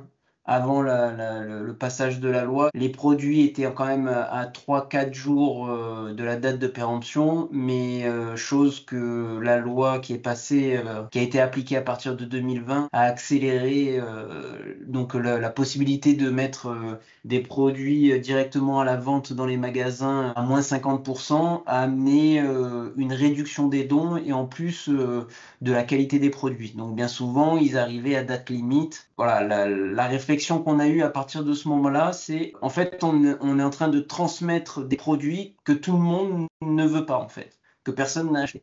À partir de là, on a commencé une réflexion et donc la maison à l'éducation, à l'alimentation durable, donc un service de la mairie de Montsartou a commencé par une première étude sur les pratiques alimentaires et de ces résultats-là, on a commencé, moi-même, parce que j'étais responsable de l'épicerie sociale, j'ai commencé à prendre conscience que la qualité des produits qu'on donnait, c'était pas en accord avec la politique mise en place par la ville déjà, avec une idée de mieux manger. Donc à partir de ce moment-là, on a essayé de chercher comment faire pour améliorer la qualité des produits et l'approvisionnement des produits. Donc en 2021, on a pu rencontrer le directeur du Biocop qui est situé à Mougins. Il avait un soutien avec la fondation du fonds de dotation Biocop pour la mise en place d'un meuble vrac qu'on voit ci-dessus. Donc on a eu cette première aide de Biocop et ça nous a permis de pouvoir un peu réfléchir à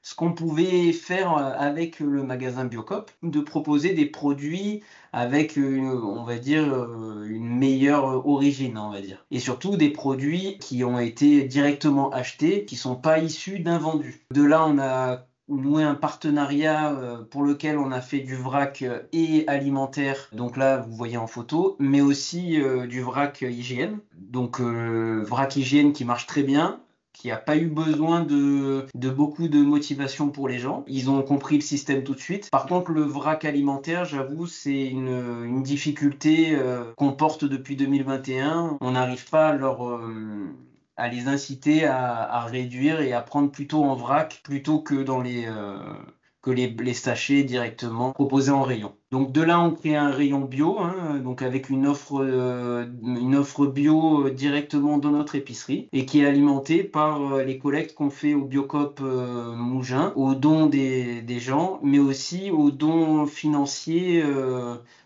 don de denrées à hauteur de 1 500 € de la part de Biocop Méditerranée. Dans cette dynamique-là, on a vu passer un appel à projet de France Relance pour lequel on a pu réhabiliter tout notre matériel, frigo, congélateur, etc. Parce qu'on avait cette problématique de quand on avait des denrées, des fruits et légumes, les conserver, si on n'a pas de vitrines et de frigo adaptés, du coup ça dure beaucoup moins de temps. Surtout dans notre magasin, donc l'épicerie, en été il fait facilement 30 degrés parce qu'on est en plein soleil, c'est assez mal isolé parce qu'il y a beaucoup de vitres. Donc du coup, avec cet appel à projet, on a pu s'équiper. Et puis après, une fois qu'on a pris goût à l'appel à projet, ben, on a vu passer en 2023 l'appel à projet de Mieux manger pour tous, pour lequel on a essayé de participer à réfléchir à comment amener plus de proximité avec les agriculteurs, parce qu'on en a quand même un sur la commune, et surtout pour essayer d'avoir des fruits et légumes qui correspondent à nos standards qu'on met sur la commune au niveau de la ville qui a une régie communale qui fournit en légumes bio les cantines de la crèche au collège, il me semble. Donc du coup, on s'est dit, on va participer à cet appel à projet, on va essayer de réfléchir comment faire pour avoir des légumes de meilleure qualité à l'épicerie sociale. Du coup, on a pu se lancer et avoir un producteur local, donc Vidal en l'occurrence, pour lequel on a commencé à acheter directement les légumes à son étalage. Mais aussi, on a commencé à réfléchir à une commande groupée. Là, ce qu'on a fait, c'est qu'on regardait les légumes de saison que proposait l'agriculteur Vidal. Et du coup, on a commencé à instaurer une sorte de commande groupée. Donc, le jeudi, pour le jeudi d'après, il faisait une commande de légumes. Donc, sans trop mettre de quota, mais surtout en éliminant tous les produits qui n'étaient pas de saison. Donc, on fait une première évaluation et du coup, les gens commandent. Et depuis, je dirais, juin 2024, tout fonctionne de cette manière, c'est-à-dire qu'ils commandent les légumes pour la semaine d'après. Donc ça a été mis en place à l'épicerie, mais dans l'idée, avec le Mieux manger pour tous, on a essayé de mettre les moyens et de réfléchir sur un égal accès pour tous de la même manière aux produits bio. Donc sur une idée de commande groupée qu'on est en train de questionner et de créer un collectif pour pouvoir monter cet appel à projet. Je reprends sur l'épicerie sociale. On était sur des produits frais, on va dire, qui étaient donnés par la banque alimentaire. Là, on a décidé de financer un peu plus. Enfin, la mairie a augmenté notre enveloppe pour pouvoir, du coup, faire une semaine sur deux des commandes de produits frais aussi. Donc, on a réuni les gens qui étaient bénéficiaires de l'épicerie pour leur demander quel était le produit qu'ils voulaient voir en priorité dans le frigo de l'épicerie. Et de là, on a sorti 7 produits frais de type crèmerie parce que c'était ce qu'ils voulaient. Et du coup, chaque semaine, tous les 15 jours, ils prennent une commande directement fournie par Biocoop. Donc ça a un coût, mais pour autant, les produits ont des dates longues, sont de qualité, et du coup, on a essayé d'évoluer vers des commandes de ce type pour l'épicerie. Et pour gérer, on va dire, le stock, parce que commander, c'est aussi savoir ce qu'on va faire rentrer et les dépenses qu'on va avoir. Et du coup, de là, vu que ça fonctionne très bien depuis le mois de mi-juillet, donc on va essayer d'intégrer maintenant des produits d'épicerie sèche. Mais ça, pour l'instant, on va réunir le groupe dès que possible, le groupe de bénéficiaires, pour pouvoir voir quels produits en priorité on va commander. On a fait aussi plusieurs... oui, j'ai oublié le plus important. Par rapport aux commandes de légumes, etc., on avait fait un diagnostic auprès de notre régie communale en 2024 et il y avait plusieurs problèmes qui apparaissaient pour pouvoir fournir l'épicerie sociale en fruits et légumes, dont un équivalent temps plein, donc une embauche, il faudrait, et du matériel.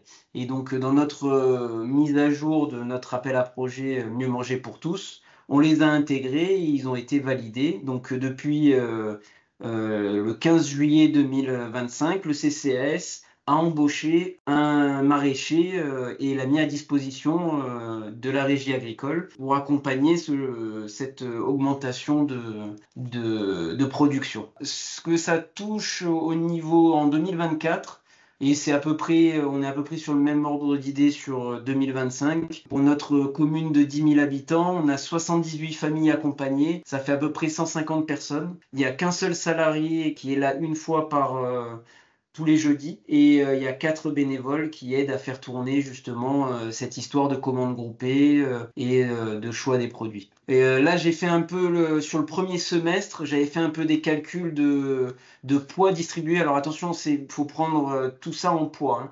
C'est-à-dire que en 2024, on n'avait que 7% des produits qui rentraient dans le stock qui étaient bio et dont 0% de fruits et légumes. Et là, on peut voir qu'aujourd'hui, on est presque à 50% et on est à 62% de fruits et légumes bio entrés en stock. En poids, hein, il faut bien regarder, hein, c'est pas en quantité, mais c'est en poids. On est à la moitié en bio. Donc on a fait une belle évolution parce qu'on était à 6-7% et maintenant on est vraiment à 46%, avec une évolution à mon avis en fin d'année, on va être bien à 50%, voire plus. Voilà. Donc on voit les Voilà, produits qu'on a achetés, on voit les frigos dont on a pu bénéficier. Moi, j'ai essayé de faire vite, hein, je suis désolé, j'ai été un peu... Non, mais c'est bien, merci. Est-ce qu'il y a des questions du coup?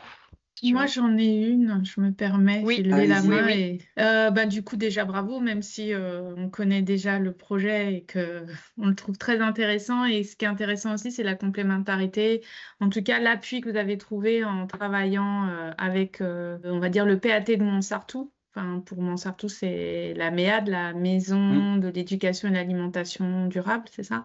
C'est ça.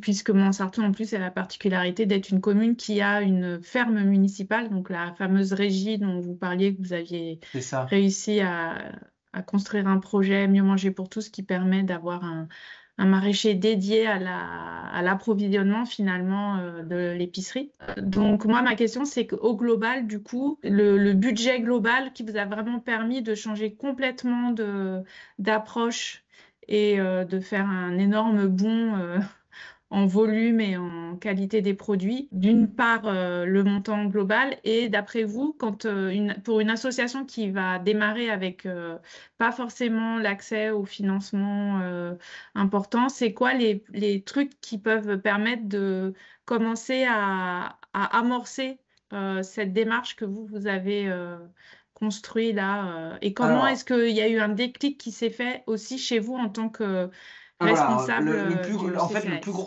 le plus gros du démarrage, ça a été déjà que moi je prenne conscience, parce que bon, je suis assistant social. Quand je suis arrivé sur ce poste-là où je devais gérer l'épicerie sociale, premier objectif, c'était nourrir les gens. Bon, jusque-là, voilà. Et quand notre élu, Monsieur Gilles Perrol, que tout le monde connaît, je suppose, m'a dit dans 3 ans, il faut que ce soit 100% bio, j'ai rigolé. Voilà, j'ai dit, bah, jamais de la vie, c'est pas possible. Donc, et là, mais l'air de rien, on est en train d'y arriver. Mais le premier à convaincre, c'était moi déjà. Donc, une fois, j'ai été convaincu par finalement quand on a fait l'étude en 2020, quand la MEAD a fait l'étude, et qu'on voyait que finalement tous les produits, c'était des produits de faible qualité nutritionnelle. Enfin, je vais pas reprendre ce qu'a dit le monsieur d'avant, mais bon, c'était des choses où on peut pas avoir conscience de ça. Moi, dans ma formation, j'avais pas conscience de ça. Ensuite, il y a eu, le premier déclic, ça a été celui-là. Après, on a dû réfléchir. Enfin, quand moi j'ai écouté les gens qui étaient à l'épicerie, quand il y en a certains qui me disaient qu'ils prenaient 10 kilos en étant à l'épicerie et qui n'étaient pas en déficit de calorique, hein, je me disais, ça prouve que quand ils viennent à l'épicerie, ils prennent 10 kilos de plus. Ça veut dire que forcément, ils doivent prendre des produits qui leur font pas du bien. Donc après, avec ce déclic-là, j'ai pu commencer à avancer, à réfléchir à comment faire autrement. Et ça, c'est pas évident. Donc la première étape, ça a été de réduire, c'est horrible ce que je vais dire, hein, mais de réduire les coûts qui sont juste pour faire beau. C'est-à-dire qu'il y a des gens, ils veulent de la quantité et pas de la qualité. Donc il vaut mieux réduire les quantités, mais avoir des produits de qualité. Et du coup, forcément, quand on doit acheter, je prends l'exemple tout bêtement du partenariat qu'on a avec Biocop. Avant, on allait acheter, désolé pour Auchan, mais des produits d'hygiène Auchan individuels. On en avait pour plus cher que ce qu'on a mis en place là avec le vrac bio. Et donc, c'est des produits bio, des gel douche, savon noir, enfin tout ce qui est nécessaire, lessive.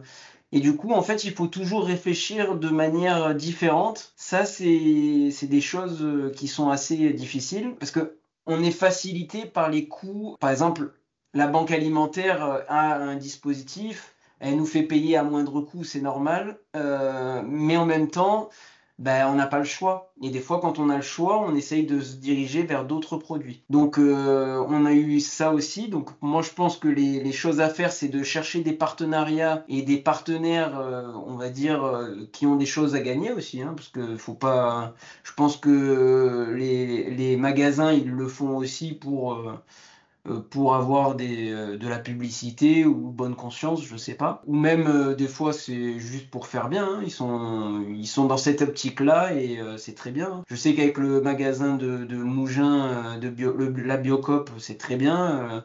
Il a cette conscience-là, en tout cas le directeur. Ensuite, malheureusement, nous en tant que CCAS, on dépend de la mairie. Et si la mairie, elle nous mettait pas les moyens de pouvoir faire ce qu'on veut faire, on pourrait pas le faire tout bêtement. Après, en ce qui concerne les budgets, je prends l'exemple tout bête, hein, quand je suis arrivé, on avait 4 000 € dédiés à l'alimentation. Là, j'en suis à 25 000. C'est plus la même. Mais on fait pas les mêmes choses. Après, ces 4 000 € que j'avais, il faut les prendre avec des pincettes parce qu'il y a toujours le jeu des entrées et des sorties. Là, avec certaines subventions comme le CNES et le mieux manger pour tous via, du coup, ça compense un peu. Et au final, on va dire que je reste sur 11 000 €. Mais bon, c'est quand même un investissement. Et depuis que je suis arrivé en 2019, ça a triplé, voire quadruplé. Donc oui, il faut quand même mettre les moyens. Après, voilà, il faut arriver à trouver les bonnes sources et les bons partenaires. Mais ça vaut le coup, hein. Très honnêtement, je reprends aussi l'idée qu'avait développée la personne qui était avant. On leur a pas dit le bio c'est mieux, mais on propose plus d'autres légumes qui sont pas bio. Donc techniquement, on les incite, on les force, mais c'est en faisant ça, quand ils voient la qualité des produits, on se dit peut-être qu'il y aura le déclic après. Mais bon, ça, on essaye d'être le moins possible dans le jugement et on leur dit que leurs enfants, ils mangent bio à la cantine. Et donc, du coup, ça continue dans le même état d'esprit. Merci Rémi pour ces précisions. Oui, Peggy. Est-ce que je peux encore prendre 2 minutes? Oui, alors. On dépasse un peu de quelques minutes du coup. Non, je voudrais revenir par rapport et je remercie Florent Vieux de son intervention. Et du coup, je voudrais faire la connexion avec tout un travail qui a été mené par le parc naturel régional du Luberon et en portant le PAT. Et je crois que j'ai vu que Julie Rigaud était encore connectée si elle est là. Mais je pense que c'est intéressant de questionner ça puisque c'est important ce que disait Florent de dire en tout cas, il ne faut pas opposer le fait que faut déjà que les personnes comprennent l'intérêt pour elles d'aller vers plus de fruits et légumes. Il y a quand même l'enjeu des pesticides et en tout cas pour les très gros consommateurs, ceux qui notamment ont des régimes végétariens, végétaliens, véganes, c'est un enjeu fort de ne pas manger des fruits et légumes uniquement issus de la production conventionnelle, où on sait qu'il y a plus de risques d'avoir des forts taux de pesticides avec des cocktails dont on ne connaît pas encore tous les effets. Et donc, sans vouloir apporter là un lieu d'achoppement. Mais en tout cas, je trouve que c'est vraiment intéressant et je le remercie pour toutes les données qui amènent à nous apporter encore plus de grains à moudre et à apporter à nos argumentaires. Mais donc, je pense que ça pourrait être intéressant que Julie, elle précise juste, parce que je ne pense pas que tout le monde au sein, je profite de ce webinaire, pour présenter le livret qu'ils viennent juste de faire sur l'alimentation méditerranéenne.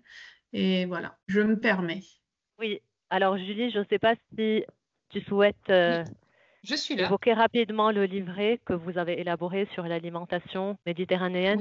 Oui, merci Peggy de t'en faire le relais. Donc, j'ai vu que tu l'avais mis dans le fil de conversation. Donc, effectivement, le parc du Luberon a été lauréat d'un financement ministère de la Santé dans le cadre du PNA ces 2 dernières années. Et donc, avec Denis Léron, qui est donc nutritionniste et expert de la diète méditerranéenne, nous avons élaboré un document de vulgarisation scientifique qui vulgarise vraiment les données les plus récentes intéressante entre l'alimentation méditerranéenne et la santé, mais aussi l'alimentation donc bio versus non bio et le lien avec les impacts sur notamment les maladies chroniques, etc. Donc ce livret, il est téléchargeable gratuitement et on peut aussi l'envoyer par la poste à ceux qui souhaitent avoir des documents papier. L'objectif, c'était vraiment ça. C'était pas, j'entends tout à l'heure la réponse voilà, de la personne qui a présenté. Notre but, c'est pas de faire peur. Bien que malheureusement la réalité soit très inquiétante. Mais par contre, c'était pour informer les consommateurs, mais aussi on trouvait que ce livret était un moyen très efficace d'intervenir auprès des collectivités pour justement agir auprès de la restauration collective. Que ce soit au moins dans ces entrées-là à la cantine qu'il y ait des évolutions. Voilà, je ne veux pas prendre trop de temps, mais voilà. Merci Julie pour ces précisions. Nous arrivons à la fin du webinaire. Nous merci à toutes et tous pour votre présence à ce webinaire. Un très grand merci également aux intervenants pour les présentations de qualité et un remerciement tout particulier à la DRETS, la DRAF et l'ADEME. Et on vous rappelle aussi que donc, tous les supports qui vous ont été présentés aujourd'hui vous seront envoyés par mail, ainsi qu'une bibliographie réalisée par Gaëlle Lours spécifiquement pour ce webinaire. Et il y aura aussi un questionnaire d'évaluation qui va vous être envoyé juste après le webinaire et nous vous demandons de bien vouloir le remplir. Ça va nous apporter vos éléments d'amélioration et puis éventuellement nous parler de ce qui vous a plu tout simplement. Voilà, on vous remercie et puis on vous souhaite une bonne fin d'après-midi.